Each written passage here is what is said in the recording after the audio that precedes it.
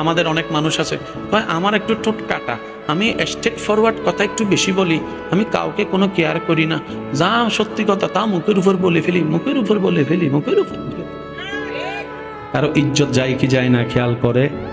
অথচ রসুল বলছেন তুমি অন্যের ইজ্জতের হেফাজত করো, তার আল্লাহ তোমার ইজ্জতের হেফাজত করবে। সুবহানাল্লাহ।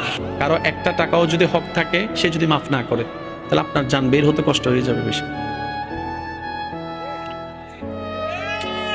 এটা বের হতে চাইবে, মানুষের হক যদি থাকে এটা একটু ক্লিয়ার করে ফেলেন।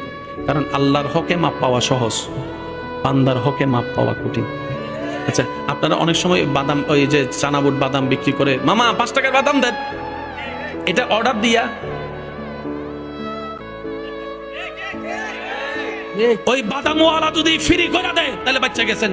সে যদি মন থেকে না দেয়, এই একটা বাদামেরও হিসাব। আল্লাহ পাক বলে আমার হিসাবের সাথে তোর হিসাব যা।